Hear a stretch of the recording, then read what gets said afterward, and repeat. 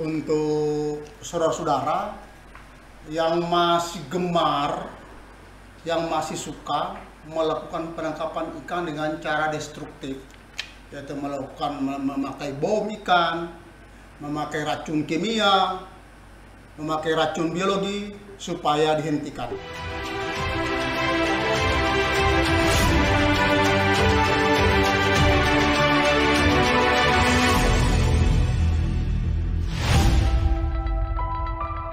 Oke, jadi teman-teman ini pasti bertanya nih, ya dalam episode kali ini Bang David ini mau membawakan apa lagi ya? Ya, itu tanda tanya besar ya.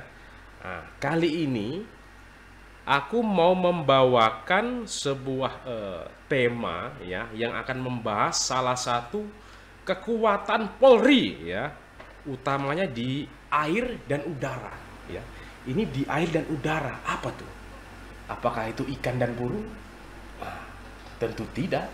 Oke, kali ini saya menghadirkan narasumber langsung dari sumber-sumber segala sumber ya. Kali ini di depan saya sudah hadir Kompol Maksi HT Gagauna SHMH. Selamat pagi, Komandan. Selamat pagi. Luar biasa. Jadi beliau ini tidak asing ya. Karena kenapa saya tidak asing? Karena beliau ini mantan kakorsis saya dulu.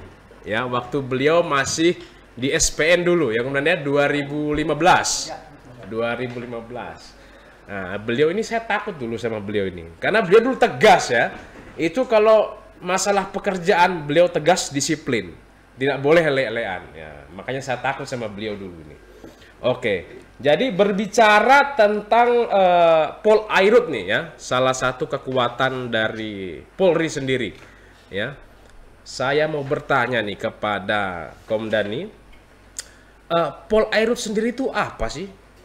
Apa sih kepanjangannya Polairut? Anda penasaran? Saya juga. Kita tanya langsung ke narasumber. Silakan Komdan. Ya, terima kasih. Luar biasa. Anak asuh saya ternyata sekarang sudah luar biasa. Bos yang luar biasa. Luar biasa, mantap. Mantap. Berarti saya bangga. Luar biasa. Oke, terima kasih atas pertanyaannya. Kita tahu semua ya bahwa Polri ini adalah suatu organisasi yang sangat besar. Ya, benar. Pak Presiden sudah mengatakan bahwa Polri itu tergelar sampai seluruh desa se-Republik Indonesia. Itu memang demikian adanya. Polri begitu besar, organisasi yang begitu besar, dan salah saya menyampaikan ke anggota saat menyampaikan itu adalah suatu organisasi yang modern. Iya benar. Nah, pengelolaannya sudah dikelola secara modern, dan khusus salah satu yang ada di Polri namanya kalau di Polairut ya, mulai dari tingkat Mabes itu ada di bawah Kabaharkam. Kabaharkam ya? Ya, Kabaharkam Polri. Kabaharkam Polri kan kalau kita tahu membawahi berapa kor. Iya benar. Salah satunya Kor Polairut. Kor Polairut. Kemudian Kor Polairut itu membawahi juga bidang Polairut dan Pol Udara. Oh, itu dua berarti ya, dua. Tingkat Mabes. Kalau tingkat Polda berdasarkan STOK nomor 14 tahun 2018, di tingkat Polda itu namanya Polairut malah itu Polair sama Pol Udara. Walaupun ya kita di sini diskusi di Polda Sulteng,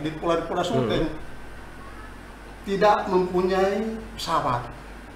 Kalaupun datang di sini itu langsung dibawa oleh Pol Udara. Yang kalau kita lihat operasi Medagaraya di BKOK. Iya benar. Ya, tapi secara STOK di Polda Sulawesi Tengah itu membawahi Polair sama Pol Udara. Walaupun lebih dominan keseharian adalah Polair. Oh iya, lebih dominan. Lebih dominan. Nah, memang tugasnya sehari-hari memang nampak karena ada kita punya peralatan. Iya. Kapal, ya Polair ya kapal. Kalau Polair tidak punya kapal ya seperti itu. Iya benar. Nah. Oke, kemudian ini Komandan, saya tadi menyimak sedikit tentang berarti untuk Pol Udara sendiri untuk di Sulteng ini belum ada kantornya kemudian ya? Tidak apa namanya untuk personilnya masih personil BKO begitu kemudian? Ya kalau di sini kan kalau seperti yang didatangkan sini helikopter ya. Helikopter ya. Itu langsung dari Korporat Harta. Berarti memang untuk Polda Sulteng sendiri belum ada untuk kantor memang khusus Pol Udara memang belum ada. Dia seharusnya secara dia harus di kantor kita di markas kita, karena dia kan di Polairut.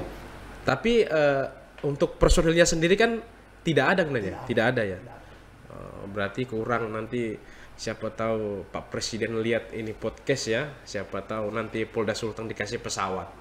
Nah, amin ya, amin. Oke, kemudian lanjut lagi nih tentang Polairut ya. Untuk jumlah personil Polairut sendiri kemudian di Polda Sulteng itu ada berapa? Kita secara real Polri ini 141 plus 1 PNS, berarti 142 ya. Itu kira-kira yang dijaga itu lautnya itu seluas apa? Berapa laut yang dijaga dengan jumlah personil hanya 100 lebih itu? Berapa luas laut yang dijaga kira-kira? Kalau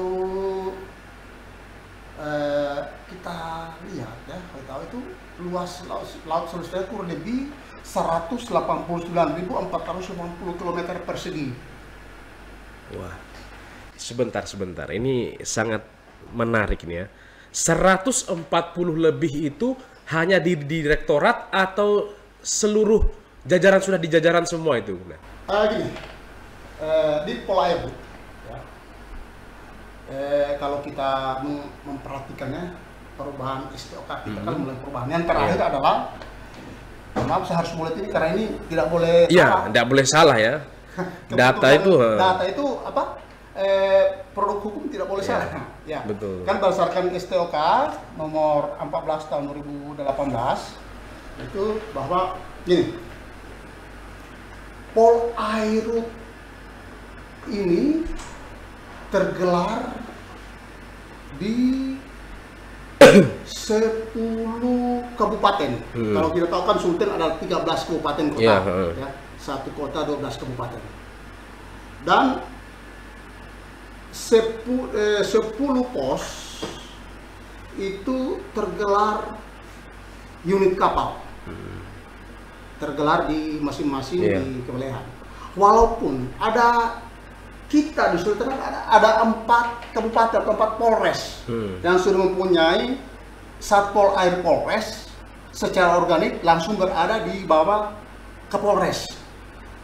Itu mulai dari Polres Donggala, Satpol Air Polres Donggala, Satpol Air Polres Parimo, Satpol Air Polres Touna, dan Satpol Air Polres Bangkep.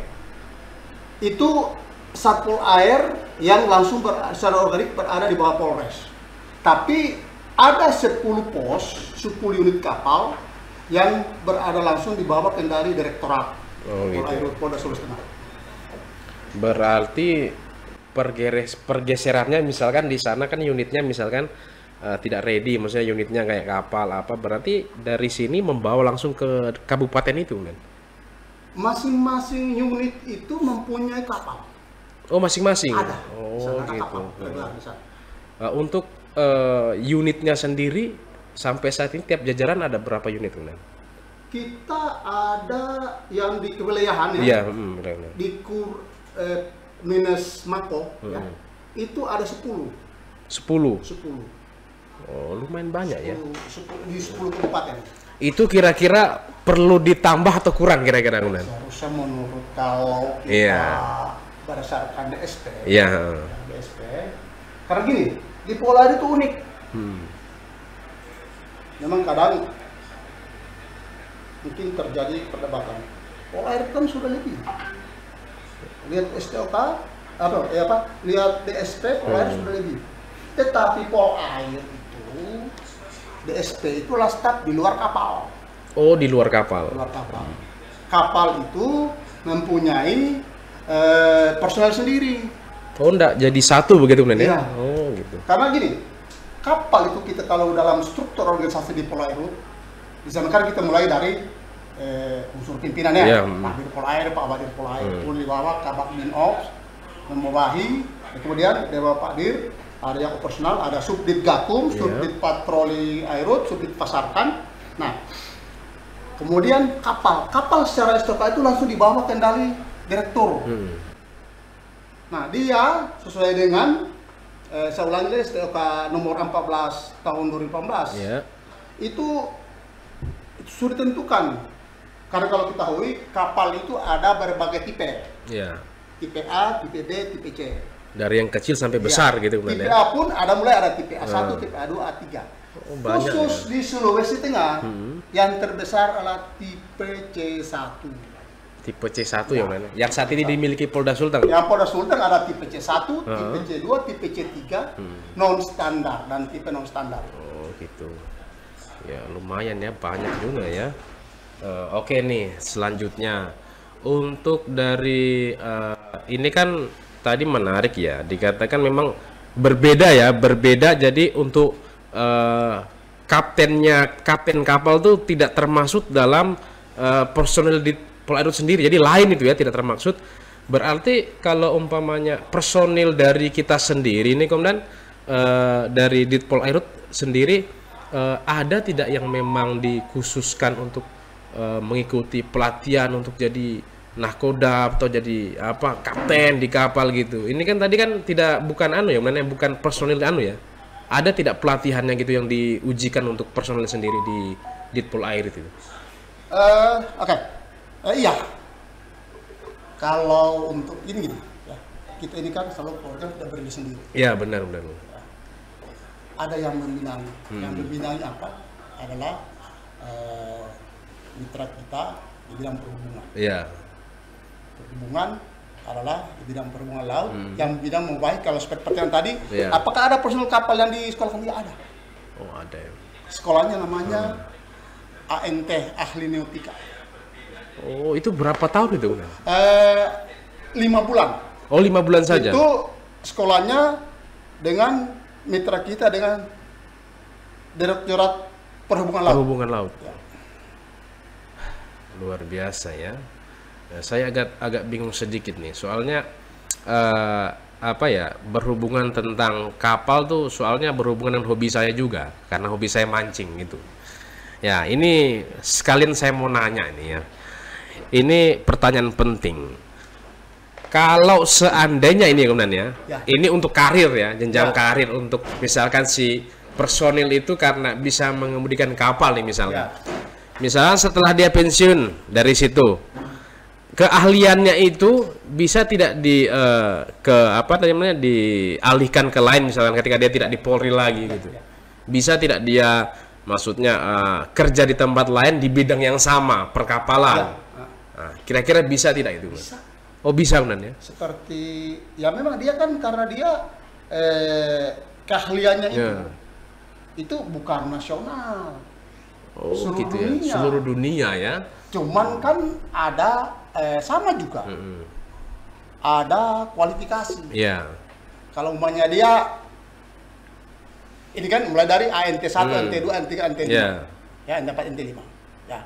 Di kita anggota kita itu yang sudah sekolah untuk khusus ya kalau mobil kan nyetir mobil ya, ini nyetir kapal. Ini ya, beda itu, soalnya ya. Ijazahnya ya ANT 5 sesuai dengan kualifikasinya.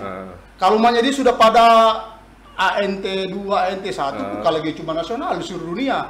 Kapal di seluruh dunia pun setelah habis Polri dia bisa bekerja. Seperti itu. Luar biasa. Jadi selain bisa diaplikasikan pada Polri, ketika pensiun bisa diaplikasikan ke tempat-tempat lain ya. Nah gitu. Oke. Kita melangkah ke pertanyaan selanjutnya ya. Untuk pos-pos sendiri pengawasan Polairut ini Komandan di bawah kendali Dit Polairut Polda Sulteng itu lokasinya di mana saja? Selain di jajaran itu ada di mana saja? Mungkin ada tempat-tempat khusus dan berapa setiap pos itu personel yang ditugaskan? Saya kalau begini saya harus ngerepek lagi ya.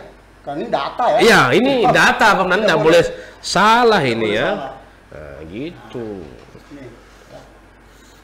Saya sampaikan tadi ada 10 unit kapal tergelar di kewilayahan. Itu mulai dari Parigi Motong. Ini di luar Teluk Palu ya. Di luar Teluk Palu. Kalau Teluk Palu itu ada tergelar juga ada 3 kapal dan yang 3 kapal standar dan ada 2 kapal non standar. Iya. Saya terangkan tadi bahwa kapal itu berbagai tipe A, B, C. Sulteng ada kita adalah tipe C yang terbesar tipe C1. Itu mulai dari Parimo itu ada 4 personel di Kabupaten Parimo. 4 personel terbang sana. Kemudian Poso di Kabupaten Poso ada 4 personel. Kemudian Tojo Una ada 4 personel. 4 personel. Lubuk 4 personel. Iya. Bangkai Laut 4 personel. Morowali 4 personel. Morowali Utara 4 personel. Pantai Barat Kabupaten Donggala ada 3 personel. Toli-Toli ada 4 personel. Buol 4 personel. Masing-masing unit kapal pos itu adalah semua ada dilengkapi dengan alat utama atau alat apung kita kapal dari sana. Nah, mengenai ini nih, ini menarik ya. Ini dilihat dari data itu setiap jajaran itu terdapat 4 personil ya. Ini untuk dari segi tugas sendiri kemudian dari segi tugas sendiri dengan 4 personil ini apakah kalau lihat dari tugas ya, seperti kalau ada tugas biasanya kan kalau kayak pilkada atau apa kan pengamanan kotak suara dari laut ke laut itu kan dari 4 personil itu kira-kira menurut Komandan sendiri emang itu dari kapasitas 4 itu kira-kira memang cukup atau kurang atau sangat kurang kira-kira? Luar biasa pertanyaannya. Memang kalau host yang sudah rating tinggi luar biasa. Harus kritis pertanyaannya udah ya. Saya mungkin agak menyentil ke belakangnya. Pol air itu unik. Kalau mungkin, memang kadang begini, ada yang mengatakan fungsi pol air. Kalau seperti kita di darat kan sudah terbagi fungsi ya, reserse intel lalu lintas. Tapi pol air melaksanakan seluruh tugas kepolisian, mulai dari preemptif, preventif, represif. Itu. Nah, kembali pertanyaan, apakah cukup anggota? Saya bilang kembali lagi kepada Perkap nomor 14 tahun 2012 tentang STOK. Iya, benar. Kepolisian. Kan saya bilang tadi ini korelasi dengan kapal yang tergelar. Saya ceritakan tadi bahwa kapal terbesar kita adalah tipe C1. Tipe C1 diawaki oleh 10 orang menurut DSP. Realnya cukup. Tipe C2 menurut DSP diawaki 6 orang. Oh, gitu ya. Tipe C3 4 orang. Yang tipe non standar itu diawaki oleh 3 orang. Jadi gitu. Kalau pertanyaannya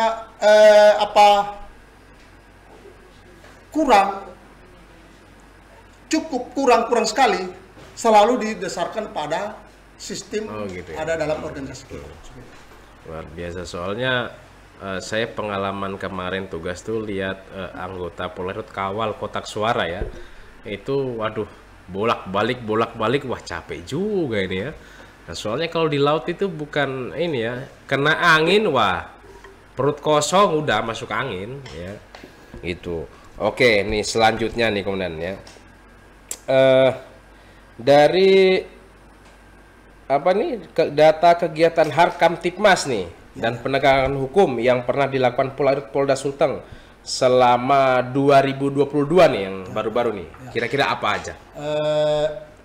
Kan saya ceritakan tadi bahwa Pol Air itu unik. Dia melaksanakan seluruh tugas kepolisian, mulai dari preemptif, preventif, represif. Udah dibilang represif, dia mempunyai subdisiplin namanya Subdit Gakum. Saya cerita kebetulan saya cukup lama di situ, walaupun sekarang saya sudah di sini Subdit Patroli dari 2008 sampai akhir 2021 kemarin. Yang ditangani oleh Subdit Gakum itu ada 5 perkara. Destructive fishing. Ya, destructive fishing itu kan bilang illegal fishing. Illegal fishing itu kan berarti penangkapan ikan secara ilegal. illegal fishing itu kalau ini kan di sektornya mitra kita kalau di Mabes adalah kementerian. Iya. Kelautan Perikanan. Kalau kita di tingkat provinsi adalah Dinas Kelautan Perikanan Provinsi Sulawesi Tengah. Ya. Itu sebenarnya itu di sektornya. Polri, kenapa Polri bisa menangani? Itu sesuai dengan amanat Undang-Undang Nomor 45 Tahun 2009 perubahan Undang-Undang 31 2004. Iya. Itu nyatakan bahwa yang melakukan penyidikan tindak pidana perikanan yaitu satu PPNS Perikanan, perwira TNI AL, dan penyidik Polri. Nah, penyidik Polri ini penyidik Polri melakukan penegakan hukum itu mulai dari tahun 2001. Itu berdasarkan Perkap Kapolri. Berarti tahun kemarin kemudian ya? Iya, 2001. Sebelumnya Polair itu adalah bersifat Banfas. Apa itu kemudian? Bantuan fasilitas Kapal gitu ya. Kisaran pasukan. Tapi oleh ya mungkin karena kebutuhan yang dikembangkan, Polri bisa melakukan upaya represif di bidang penegakan hukum. Iya. Nah, kita kebetulan ini tahun 2022 ini semester pertama ini itu melakukan penindakan ada 5 perkara destructive fishing. Iya. Destructive fishing itu bisa menggunakan bahan peledak, bisa menggunakan kimia, bisa menggunakan biologis, racun biologis. Oh, Bingung lagi ya? Kok rumit ya? Rumit banget ya, banyak kali kemudian ya. Saya sampai bingung loh mikirnya loh. Nah, terus tentang tindakan tadi itu kemudian saya tertarik pada bom tadi ya, bom tadi. Ikan. Kalau di daerah Sulteng sini berarti memang masih ada ya kegiatan bom ikan itu masih ada. Ya, kan lihat sebegitu besar luasnya ya. Iya, karena mengingat kan ini kan sekarang kan zaman modern ya, banyak teknik-teknik dalam penangkapan ikan segala macam, tapi masih ada juga yang pakai bom gitu kan. Saya jelaskan mungkin sejak awal bahwa kita Sulteng itu terdiri dari 13 kabupaten kota ya. Satu kabupaten, satu kota, 12 kabupaten. Iya. Ya. Dari 12 kabupaten itu, yang tidak ada potensi destructive fishing itu hanya 2. Kabupaten Sigi.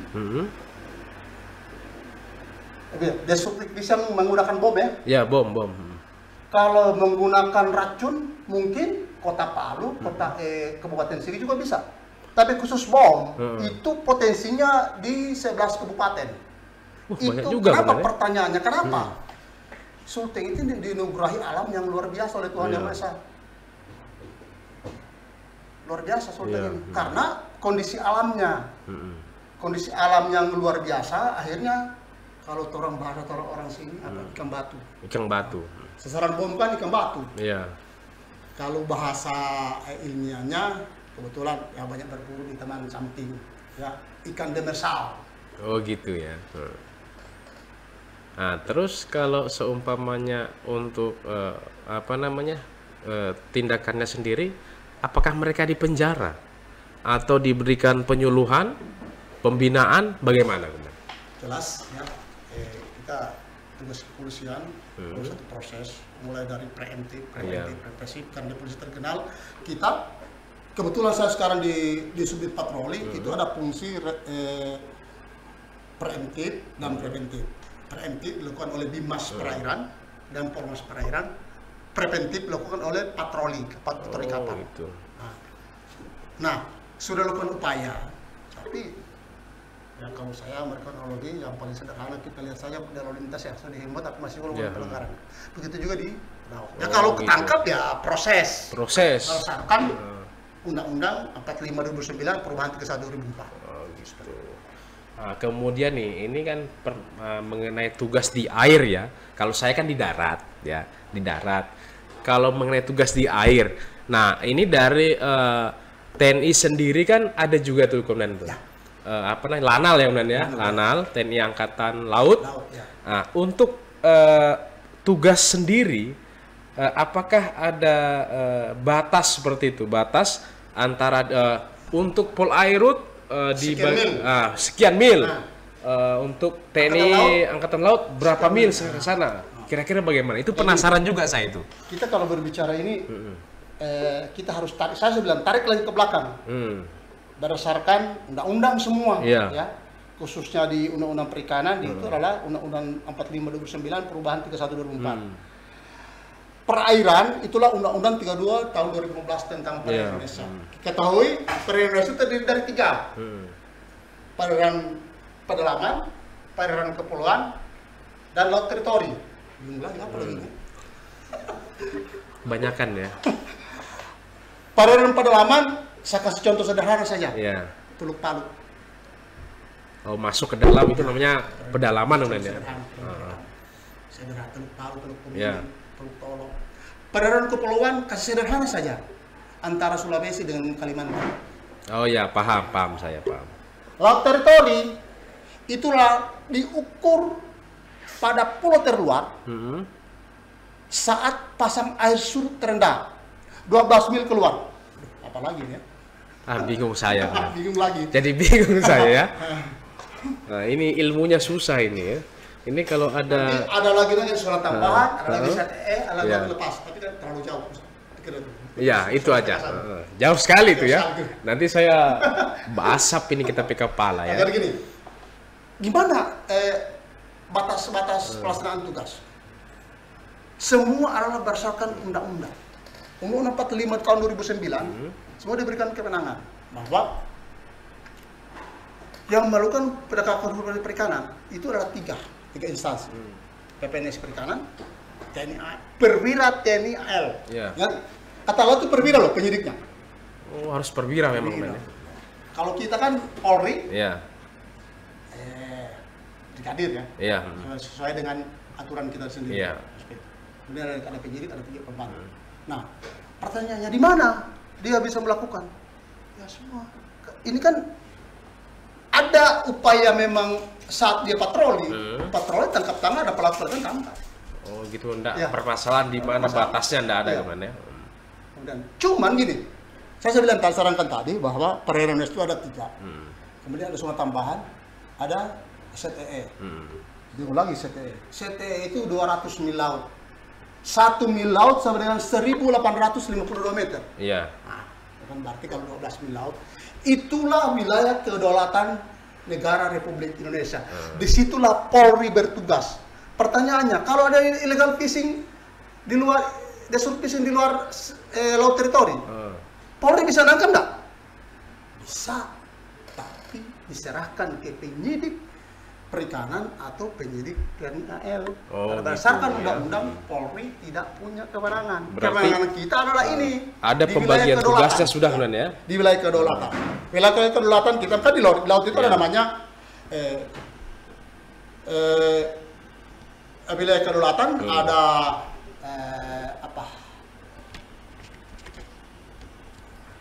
ada hak berdaulat. Ya, ada hak berdaulat. Gimana hak berdaulat kita itu? Ya, hak berdaulat adalah pada sungai tambahan. 12 mil lagi dari ukuran dari pas mati berarti 24 mil. Kira-kira seperti itu. Kemudian nih, tadi dikatakan illegal fishing ya. Ini saya tertarik karena saya sendiri karena memang hobi mancing ya. Ikan itu menjadi momok buat saya kan, kalau lagi mancing itu, kalau lagi wah ini nih ikannya nih makan nih ya, orang Palu bilang lagi makan nih gini nih, kadang orang bilang nggak makan nih ya. Nah, itu apakah ada kaitannya dengan illegal fishing? Nah, kemudian mengenai illegal fishing sendiri, untuk kasusnya ini paling banyak itu terjadi di mana? Bentuk illegal fishingnya itu yang dilakukan itu yang ditangani Polairut itu seperti apa? Ya, minta tolong dijelaskan ini. Ini agak rumit sedikit ya. Ini. Oke, ya saya jelaskan dulu ya. Illegal fishing, ya mungkin kita bagi dalam 2 ya. Kalau kita mungkin ilegal dalam bidang administrasi dan ilegal yang dalam bidang destruktif. Oh gitu. Administrasi berarti tentang surat izin. Oh, perizinannya. Kemudian kalau destruktif fisik, kita jelaskan tadi itu ada dua, ya, menggunakan bahan peledak, menggunakan kimia, dan listrik, strom. Oh, strom. Kalau ini saya pernah lihat berita nih dulu ya tentang pukat harimau. Ya. Itu gimana itu? Ya. Oke, ya, gini. Kita kalau mengikuti media secara nasional ya, kan kalau aturan pelaksanaan ya, itu kan leading sektor saya sampaikan tadi bahwa Kementerian Kelautan Perikanan, karena sampai ada polemik dilarang. Ya. Kalau itu ada daerah tertentu, ya, daerah tertentu, sampai saya kan mau bilang kalau kita masuk undang-undang dilarang, tapi oleh instansi terkait dibolehkan. Oh, seperti itu. Mungkin kalau di Sultan jelas nggak bisa. Tidak bisa, karena kalau saya melihat sendiri, karena di Sultan kan banyak lokasi-lokasi yang menjadi tempat karang hidup ya, banyak ya. Berarti kalau pakai kayak pukat seperti itu kan hancur terumbu karang kan ya. Oke nih, lanjut ya. Kita lanjut lagi.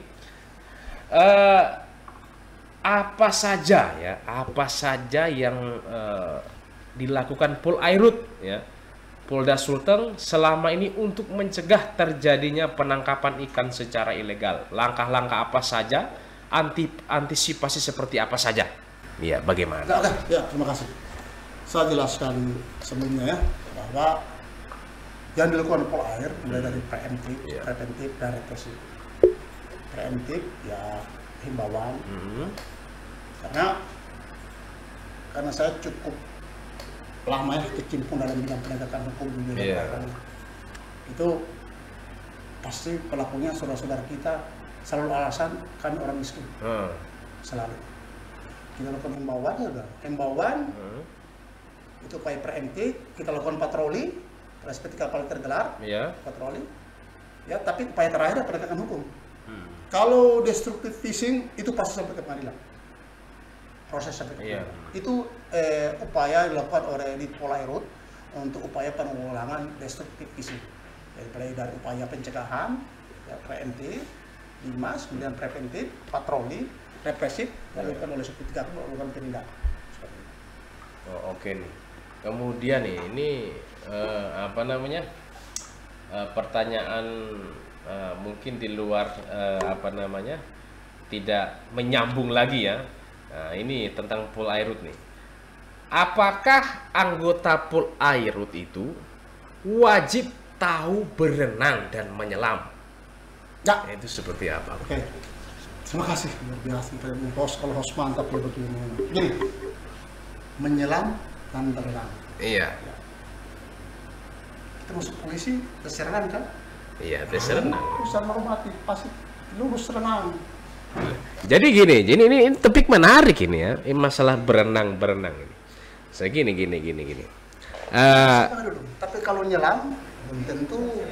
Kalau nyelam itu harus kan pakai alat. Tapi saya bilang berenang dulu lah. Renang kan tes masuk polisi renang. Tapi sama kan dengan saya dan Bapak juga kan kita tes masuk polisi masuk bahasa. Itu benar. Itu benar. Tapi ya ini ada pengecualian. Ya, kalau kita kan berenangnya kan biasa kan berenang di kolam. Ya, maksudnya kalau berenang di laut kan itu harus punya punya mental kepribadian tersendiri itu, karena ini laut dan kolam itu berbeda loh, kemudian. Apalagi kalau umpamanya di laut itu kan kita tidak mengetahui kedalaman itu berapa, ombak apa, ya. Nah, kira-kira memang anggota Polairut diharuskan seperti itu ketika masuk di situ. Harus ya. Dia sebelum masuk Polair itu ada, sama setiap masuk di satuan manapun ada tradisi. Tunggu dulu. Sebelum kita jelaskan apa itu tradisinya, ya ini paling nanti yang polisi-polisi baru masuk nih ya, bingung, kalau masuk Polair tradisi apa nih? Ya, saya mau mendengar nih ya. Komandan memberikan himbauan kepada masyarakat, ya khususnya nelayan yang masih menggunakan cara-cara yang ilegal dalam penangkapan ikan. Silakan kemudian. Ya, terima kasih. Saya memberikan himbauan untuk saudara-saudara yang masih gemar, yang masih suka melakukan penangkapan ikan dengan cara destruktif, yaitu memakai bom ikan, memakai racun kimia, memakai racun biologi, supaya dihentikan. Ya, kita tahu, ya, itulah kalau kita di darat sumber kehidupannya adalah mungkin ladang sawah, tapi kalau di laut kita nelayan adalah sumber kehidupan adalah di laut. Ya, berarti kita jaga terumbu karang. Kalau terumbu karangnya hidup dengan subur, pasti di situ banyak ikan. Karena melakukan penangkapan ikan dengan cara destruktif, menggunakan bom apa itu kimia, itu pasti terumbu karang hancur. Terumbu karang hancur, pasti ikan tidak akan berkembang biak di situ. Jadi supaya dihentikan, ya. Masih ada cara lain untuk cara menangkap ikan yang legal. Saya kira itu himbauan saya untuk saudara-saudara yang masih gemar, karena ya kita tidak mau lah, ya. Karena kalau terlibat dalam permasalahan, ketangkap, pasti proses hukum. Proses hukum otomatis tidak ada tawar-menawar. Kan undang-undang mengatur demikian, ya pasti proses hukum masuk penjara.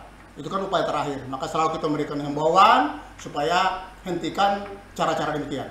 Terima kasih. Oh, luar biasa ya. Itu dia imbauan tadi ya. Ini diharapkan kepada teman-teman semua, ya, masyarakat di luar sana agar menyimak ya betapa merugikannya ya kalau kita melakukan teknik-teknik seperti itu dalam penangkapan ikan ya. Luar biasa. Oke, mengakhiri podcast kali ini, saya berterima kasih kepada kalian telah hadir di rumah saya ini, studio saya. Terima kasih, luar biasa. Semoga kemudian sehat selalu, ya, semangat, ya, luar biasa. Jangan lupa like and subscribe YouTube podcast Bitumas Polda Sulteng, ya. Terima kasih. Sampai jumpa lagi di episode berikutnya. Selamat pagi dan salam presisi.